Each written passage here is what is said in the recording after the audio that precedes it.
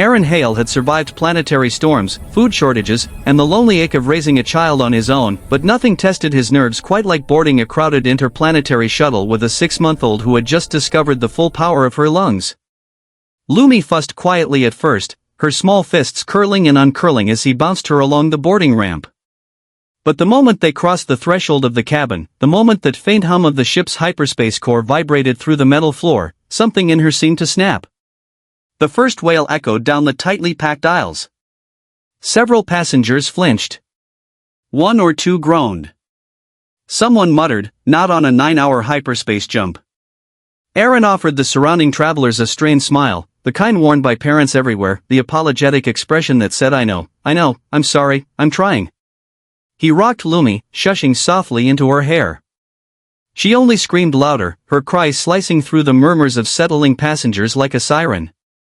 He made his way to his assigned seat, row 9, seat B, awkwardly maneuvering the diaper bag, baby carrier, and a wriggling Lumi who had now worked herself into a sweaty, frantic state.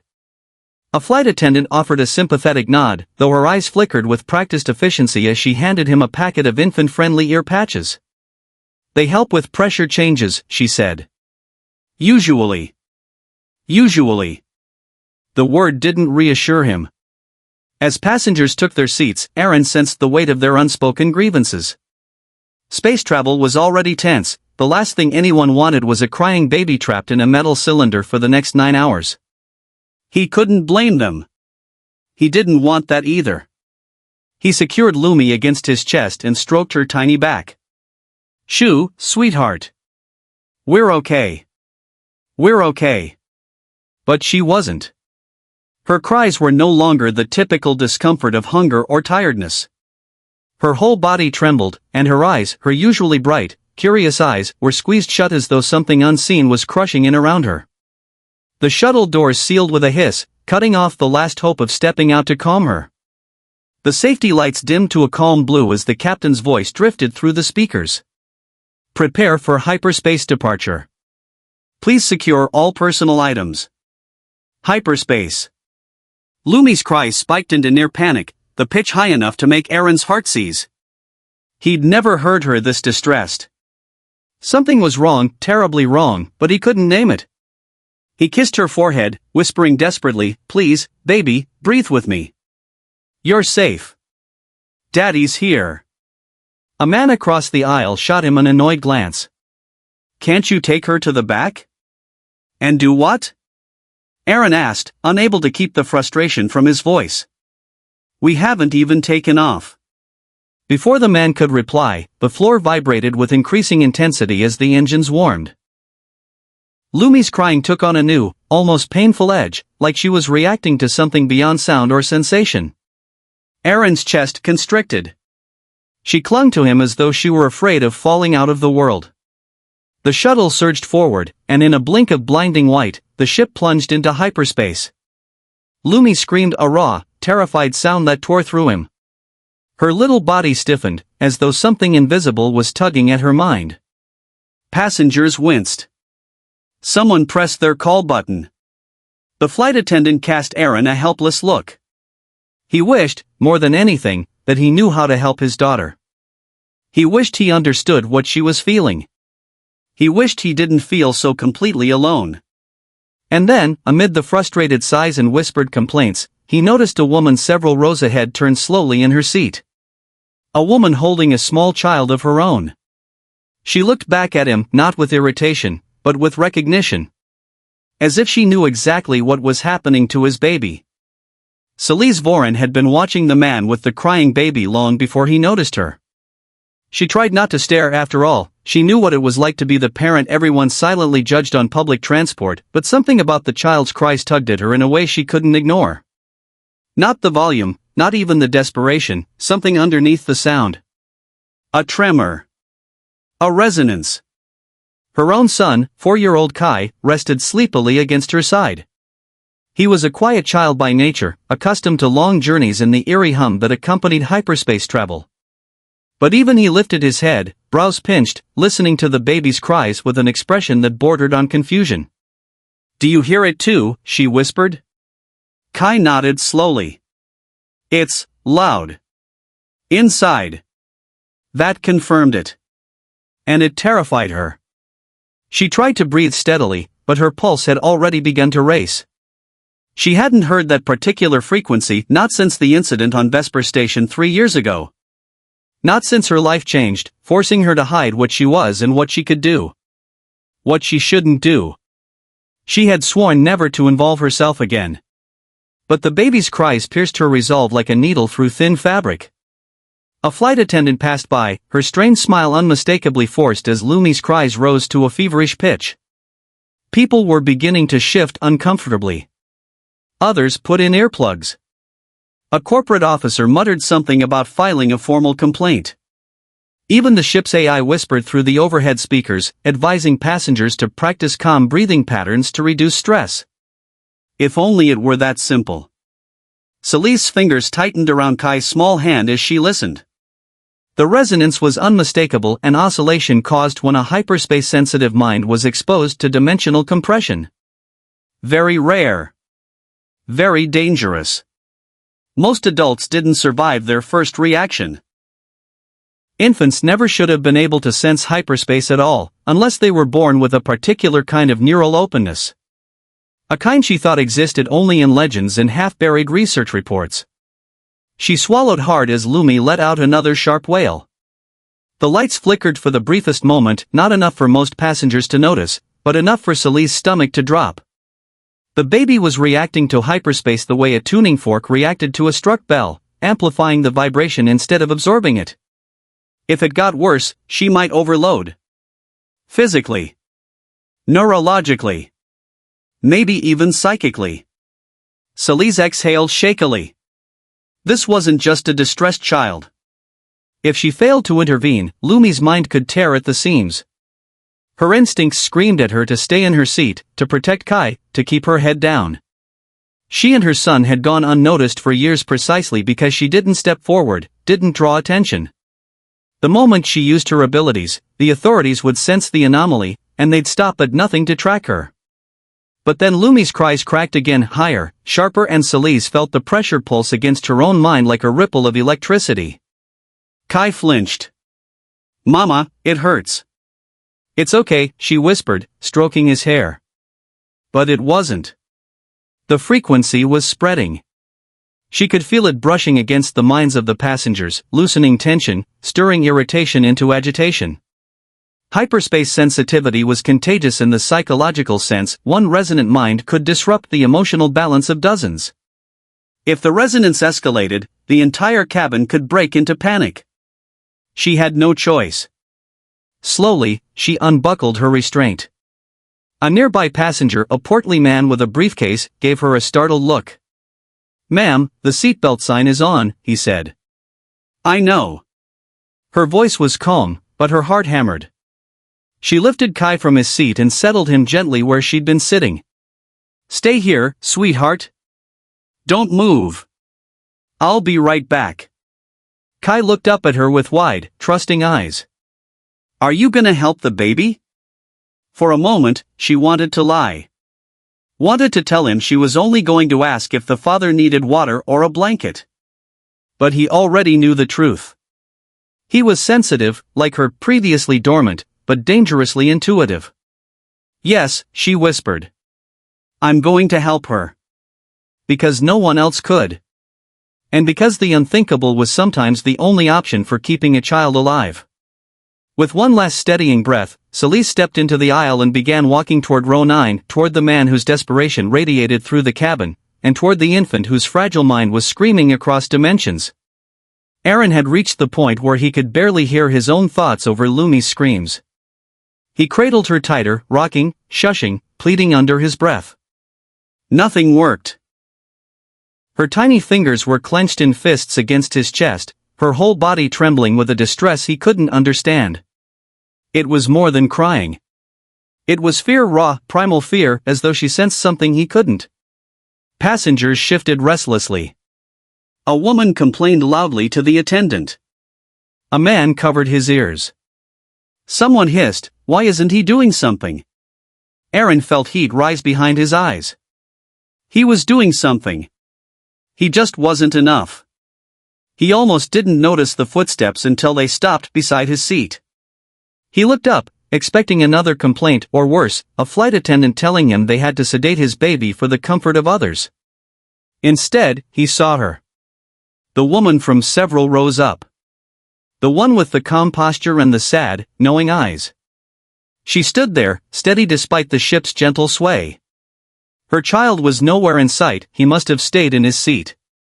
"May I?" she asked softly. Arin blinked, thrown off. "What?" "Your daughter," she said.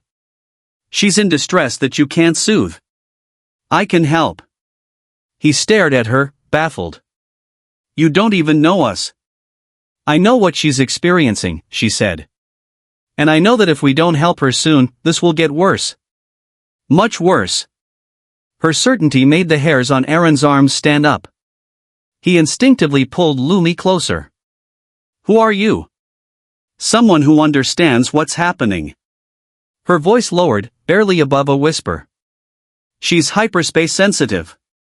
Arin's breath caught. "That's impossible. She's just a baby." "Exactly," the woman said. "Which means the sensitivity is innate, not learned. Rare, but not unheard of." Arin had heard the term whispered in holobriefs. Hyperspace sensitivity was associated with people who reacted neurologically to dimensional folds. Most became disoriented or sick, but infants? Infants weren't supposed to feel anything at all. Lumi wailed again, louder than before. The air around them almost vibrated with the intensity. The woman flinched but didn't step back. Her mind is open. Too open. And hyperspace is pouring through her like a storm. She extended her hands, not touching, just offering. "Let me take her." Arin hesitated. Every protective instinct screamed at him not to hand his fragile daughter to a stranger. But Lumi's cries cracked again, sharp enough to pierce his chest. Her face was red, her breathing ragged. She was spiraling. "If you can help," he said, voice trembling, "then help." The woman nodded once, decisive, and gently slid her arms beneath Lumi. She lifted the baby with a practiced tenderness that startled him. Lumi's cries didn't stop, but the pitch changed, less frantic, as though something in the woman's presence had altered the frequency of her distress. For a moment, Arin dared to hope. Then the woman inhaled deeply, bracing herself. "My name is Selise. And what I'm about to do is forbidden." Arin's heart lurched. "Forbidden? What do you mean, forbidden?" Selise didn't answer. She held Lumi close to her chest, one hand supporting her back and the other resting along the baby's hairline. Her eyes fluttered shut. Instantly, the lights above them flickered. A low hum grew in the cabin, not from the engines, but from her. Not a sound exactly, but a pressure, like the air thickened for a heartbeat. Passengers glanced around nervously. "Ma'am," a flight attendant said, approaching quickly. "I need you to return to your seat." Selise didn't open her eyes. "Stay back. If you interrupt me, she could suffer neural shock." The attendant froze. Arin felt a chill crawl down his spine. "What are you doing to her?" "What I swore I'd never do again," Selise whispered. Her voice grew distant, layered, as though she spoke from very far away. "I'm entering her mind." Arin's breath caught. He didn't understand. He didn't want to understand. But he could see the effect immediately. Lumi's screams hiccuped, broke, then softened into ragged whimpers. Selise's head tilted as though listening to something only she could hear. Her entire body tensed. "Oh stars," she whispered. "She's not just sensitive."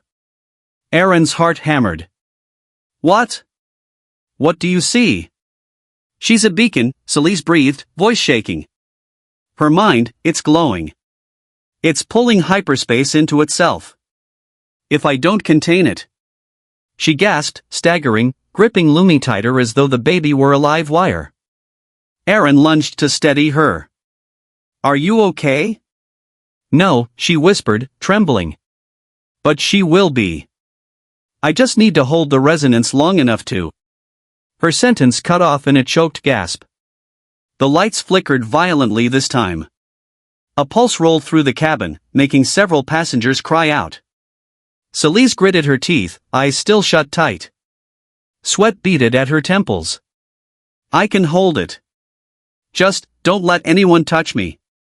Arin positioned himself between her and the aisle, shielding them both from confused passengers and concerned crew. He didn't know who this woman truly was or how she was doing what she was doing.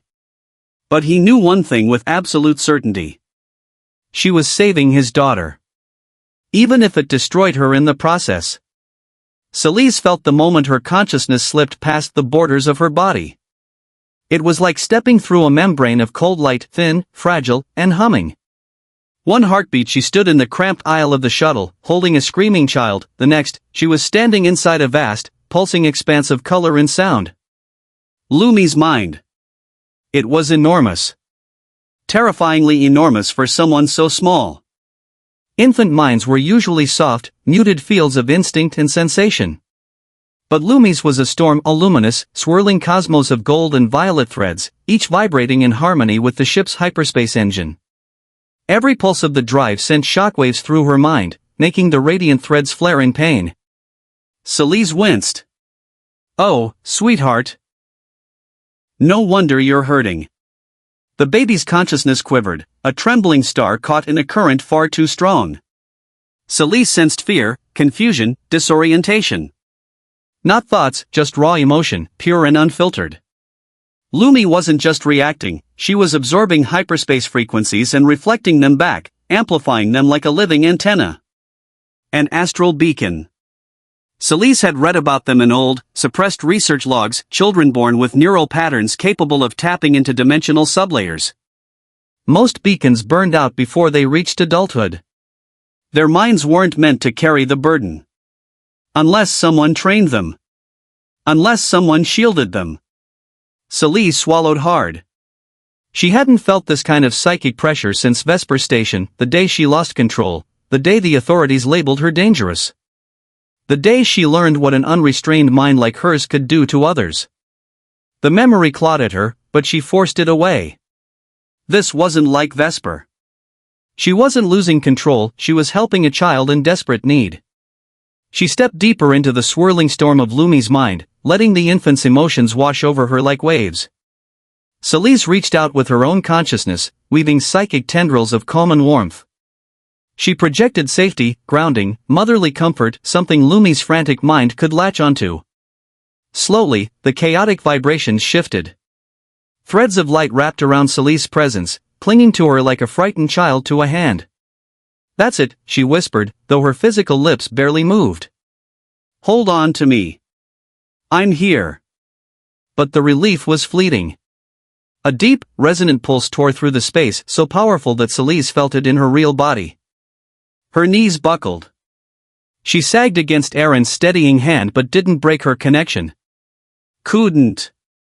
Lumi's mind seized in panic, flaring with blinding white sparks. No, stay with me, Selise urged, pushing deeper, anchoring herself more firmly.